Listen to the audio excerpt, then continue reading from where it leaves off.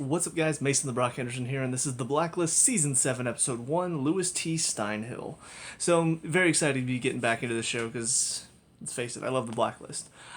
Granted, I do kind of wonder where this show is going from here because it feels like they've answered so many questions that we've had for so many seasons, like who Raymond Reddington actually is.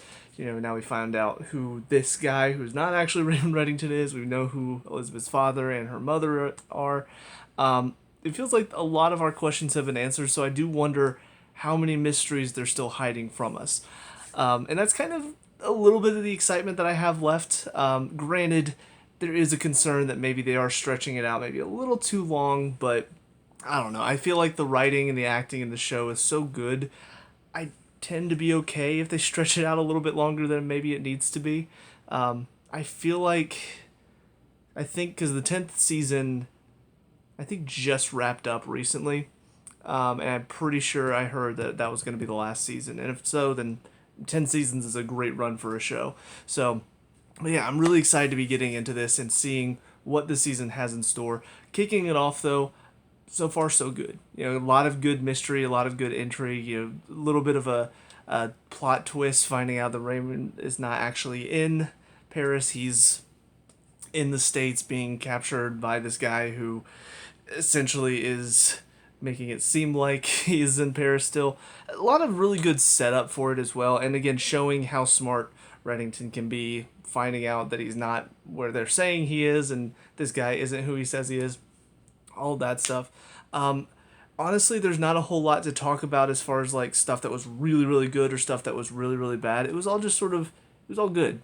It was all exciting, finding out how Reddington was going to get out of the situation. Of course, I did see that the second episode is the conclusion for Lewis T. Steinhill, so I kind of figured even if he did get out, it wasn't going to be for too long. So whenever he got captured almost immediately, I'm thinking, yeah, that sounds about right. I do have a couple.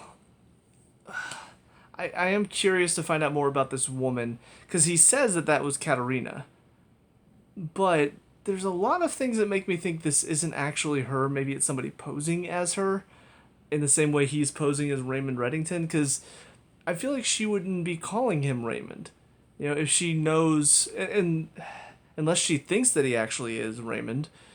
But I don't know. It just, based on a lot of her actions, it doesn't feel like this is Katerina, or if it is, I don't know, maybe something's happened to her. Maybe she's being threatened. Maybe she changed. I don't know what's going on with her. But there is a lot of mystery surrounding what's going on with Reddington and with her at this moment. And I do like that feeling. I like the feeling of being on the edge of my seat, waiting to find out more about what is Reddington hiding, what information is she trying to get out of him, because they were asking about Katerina when he was in there. So I feel like if she's the one running this, why are they asking what Reddington knows about Katerina? Are they just trying to figure out what information he has on her? Like, is she trying to get that out? Or, again, is this not actually her, but they're trying to figure out where she is? But this lady is posing as her, so that way she can capture any friends of Katerina to try to get to him. I don't know. Just a lot of interesting little quandaries going on in my head watching this first episode. But again, it's one of the fun things about the Blacklist is that there's a lot of fun, intriguing, and mysterious moments that really get you asking questions and wondering what's going to happen next and what plot twists are going to encounter next. The one thing I will talk about as well, on top of the Katerina stuff, is the team finding out that Raymond Reddington is not actually Raymond Reddington. Because that was something I wasn't sure how long they were going to keep that from the rest of the team. And I'm kind of glad that they just sort of said it at the beginning, almost at the beginning of this episode. Because it, not that I don't understand why some secrets have to be kept in their line of work, but at the same time, I do hate those storylines whenever you've got team members lying to each other because it's for their benefit, or I want what's best for you, or whatever their bullshit excuse is. I do appreciate the fact that they went ahead and just sort of wiped that away. Said, nope, we're done keeping this secret. Let's just go ahead. The whole team knows now.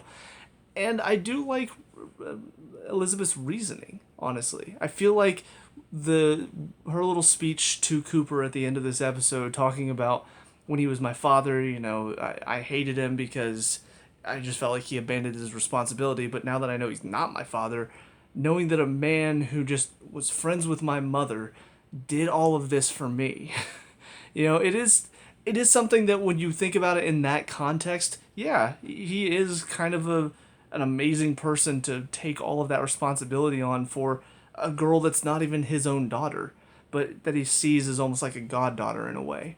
And it shows, I think, not only his dedication to Elizabeth, but also his dedication to Katerina, and why this is the one time. It's like the two people that he trusted the most are the only reasons that he's able to get captured and get arrested. In this case, it wasn't really an arrest, but those are his weaknesses. It's when he cares about somebody that's when there's a vulnerability that can be exploited. So I do wonder if we'll touch on that maybe a little bit more this season, is seeing Reddington. Maybe he will go on a different path where he does try to cut off those vulnerabilities. Like he tries not to care as much about them anymore. So that way he's not as open to getting surprised and getting captured.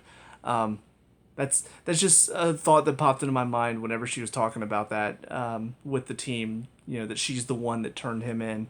It's something that I wonder if Reddington has considered. Also, it's funny because I keep calling him Reddington. I probably will, and I think the show will as well, because not that, his name is difficult, Ilya Kozlov, I'm pretty sure. I'm terrible with names, but I'm pretty sure that's what his name is. I don't think it's because, oh, well, we don't want to necessarily use his real name. It's more so that we've gotten so used to hearing that he's Raymond Reddington. And honestly, it's kind of a catchy name, Raymond Reddington. I like that name. It's not as catchy as Ilya Koslov. So I do think the show's probably going to stick with just calling him Reddington. And honestly, to the world, that is who he is. So it kind of makes sense that, yeah, they'll just stick with saying that and calling him that, and that'll sort of be it. But anyways, kind of rambling at this point now, but good first episode. I'm excited to see where the season takes us. So on to the next one. I'll see you there in a sec. And now for episode 2, Louis T. Steinhill conclusion. So yeah, overall, this episode was okay. I will admit the two major parts of this episode that, in my opinion, I don't know, it just seemed a little too simple to me, but yet the characters in the show didn't seem to catch on. Really did detract a lot. First of all, I will talk about the good stuff, though. So everything to do with Katerina, we do get a lot more answers, and I do think some of this is stuff that was mentioned in the last season. It's just been, a few months at least since I watched the last season, so it didn't really stick in my mind. But yeah, I forgot that Liz and Wrestler were going around asking questions about Katerina, which is why she's being targeted. She's trying to figure out who's targeting her and why and all this stuff. Reddington doesn't seem to know, or if he does, he's hiding it. And the more that they talked about it, the more I do feel like this is Katerina. It just feels like this family is very messed up, like he was saying. The fact that, yeah, she's willing to go after her own dad just because he betrayed her, but she sees her betraying him because of what she did, that betrayed their country, basically. It's all very messed up, and I don't think a normal person would do this type of stuff, but clearly they seem to be a little psychotic. Maybe I don't know. I guess country comes before blood. It's in their case. So it was nice, though, to get some more answers as to why this is all happening, why she's going after Reddington. I still find it weird that she's calling him Raymond, though, because, again, she should know, I think she should know that this is Kozlov. So the fact that she's calling him Raymond, either she's seen him as Reddington for too long, and so kind of like how the team is going to keep calling him Reddington even though he's not. Maybe that's why she is, or maybe she doesn't know that he took his identity. I don't know. I don't remember. Honestly, this is one of those things that I wish there were a few more moments of reminders before these episodes started to kind of help refresh the memory as far as what we know about these characters and what we don't. Because honestly, I don't know what to look up without getting spoiled on stuff, because obviously I'm well behind. But yeah, so hopefully if somebody's watching this, if you could just let me know in the comments if I'm missing something, that would be great, because I don't remember what I'm supposed to know so far. But yeah, so that stuff was interesting. It was nice to see this one doctor, decide she's going to help Reddington out, because she sees that he's not this evil person that she's been told that he is. So yeah, that was all fun. The shootout, it was intense. It was exciting. Not really sure if Dom was gonna make it in all of it.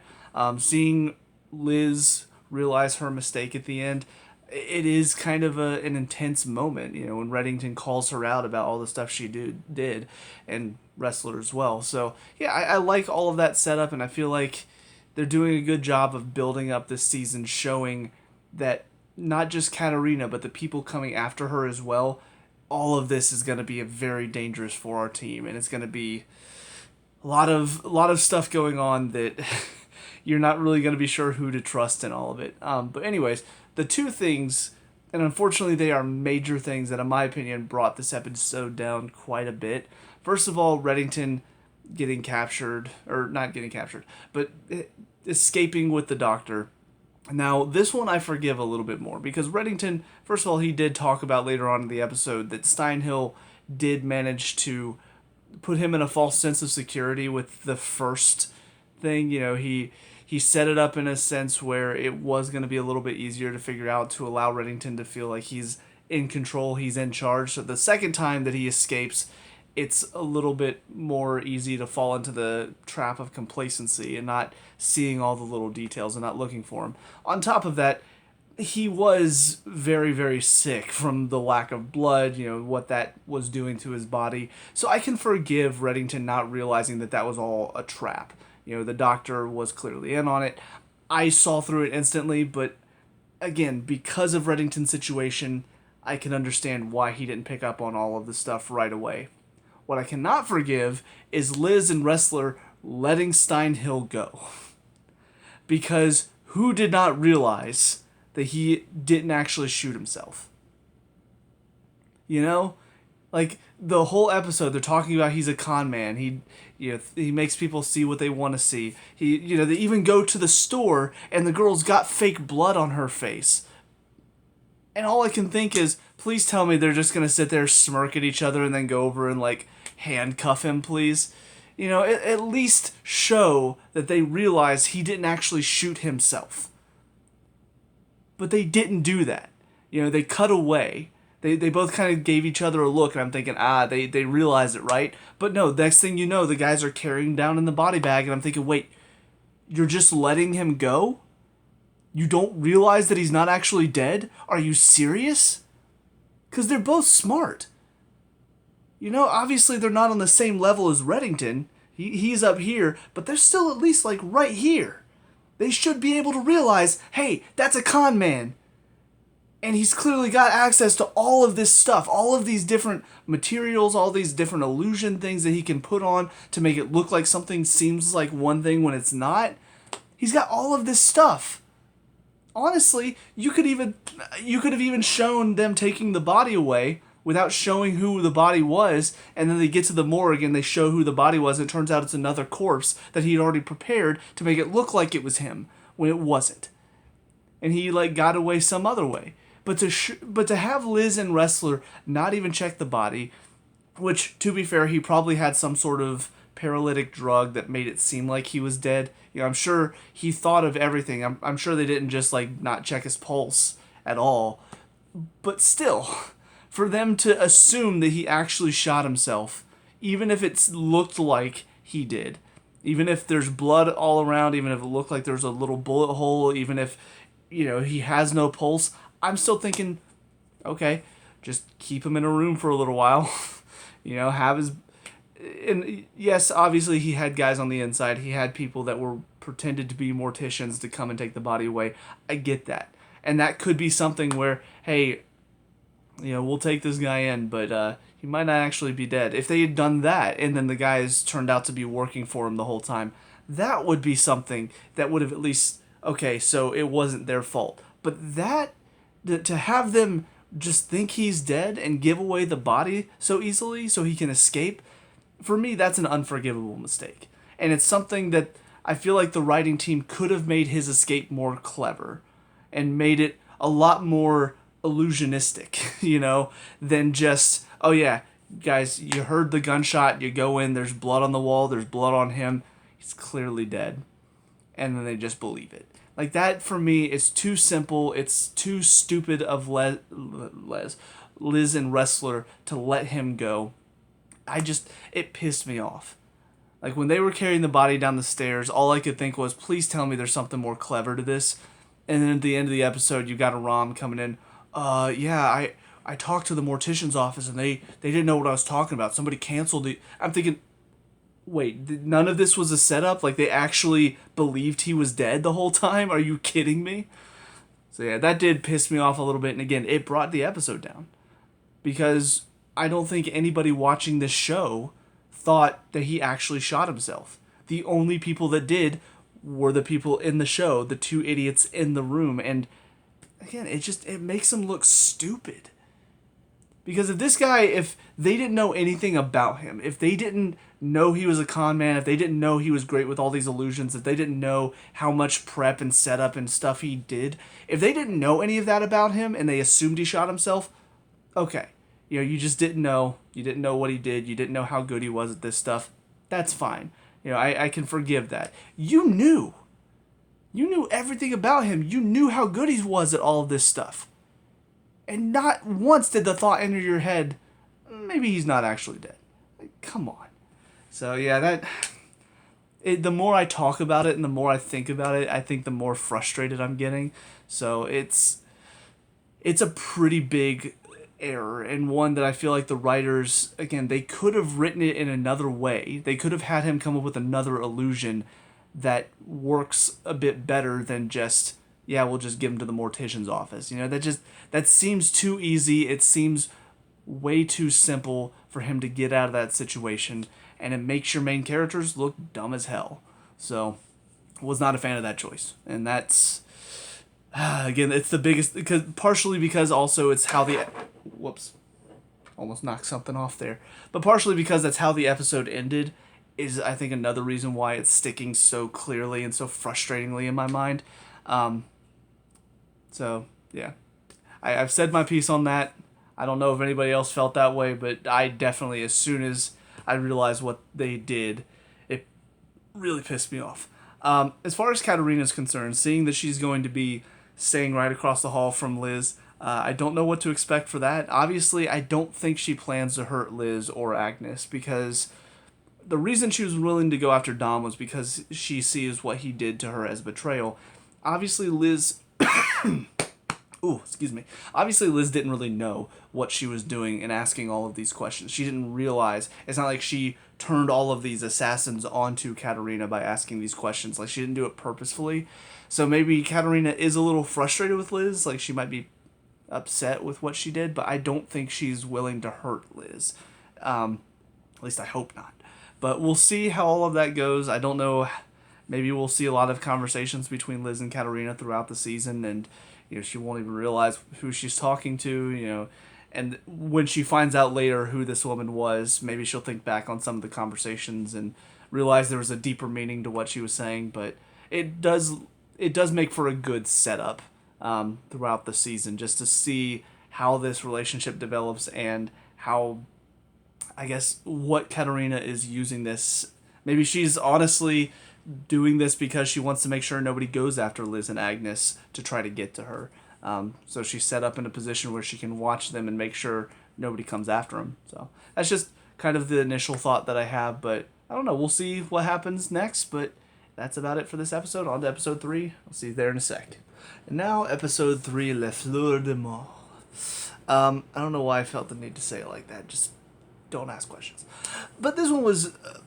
it was definitely a step up from the last one, mainly because there wasn't anything really stupid in this one.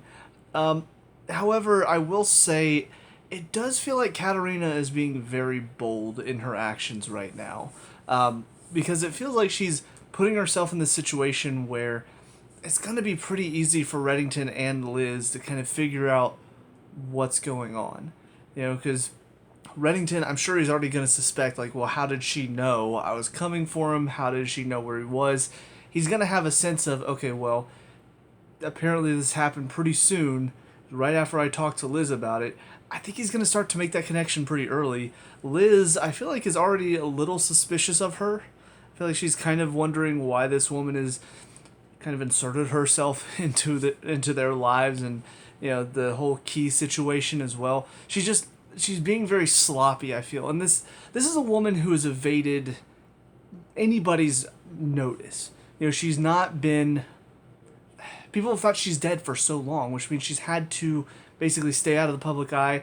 Anybody that's coming after her, she's had to be very on top of things and make sure that no mistakes are being made.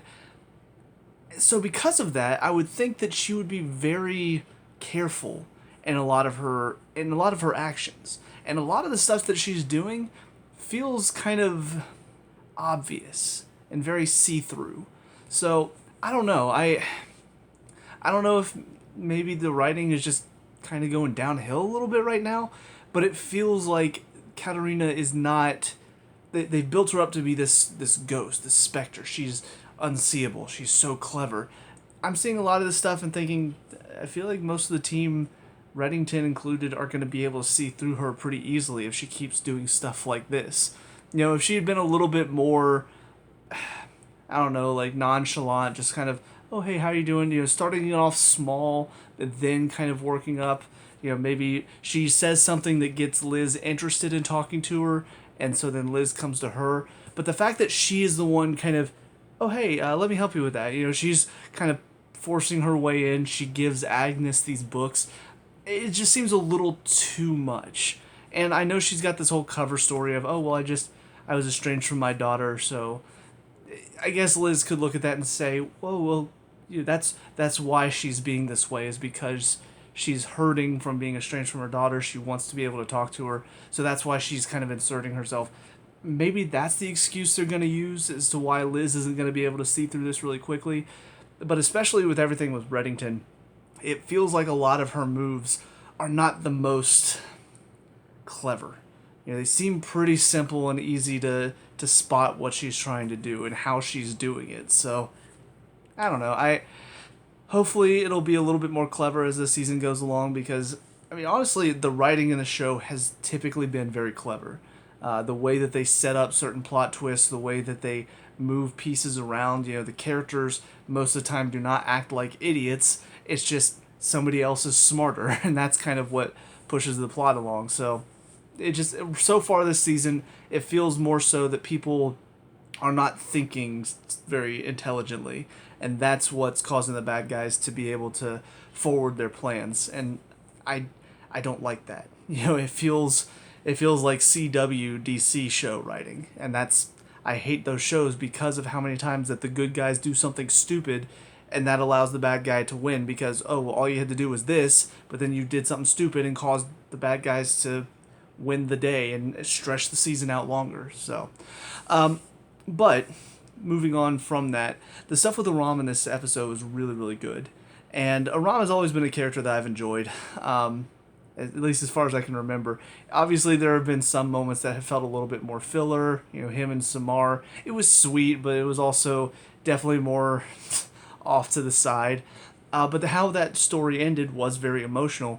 And the fact that they brought that back in here, was it very coincidental that the murder that was going to happen for this involved being suffocated and almost basically drowning?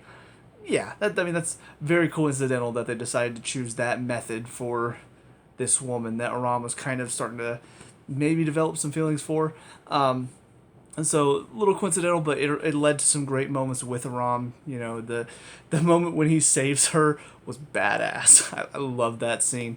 How that story ends, though, I don't know how I feel about it, because on the one hand, I don't necessarily blame the woman, because I don't know how that would be. Like, how would anybody be in that situation where basically your spouse is now just a vegetable? They're not really a person anymore. They're just there. They're alive, but they don't talk. They don't do anything. They're just there. Like, how would that be? Would you be able to be with somebody for that long after that? I don't know. You know, if you love somebody enough, I guess maybe you find a way to make it work, but even then, it's not like you're actually married to a person anymore. I feel like that would be very, very difficult. So, from her point of view, I can understand her maybe kind of seeing this opportunity and, like, okay, you know what? Yeah, I feel bad for what happened, but it's been a long time, and it almost feels like she's kind of moved on from him. From Aram's point of view, though, I I don't think I'd be able to be in that situation, personally. It just seems weird. Like, you're about to start dating a woman who is technically still married. Her husband is still alive. He's just not really there.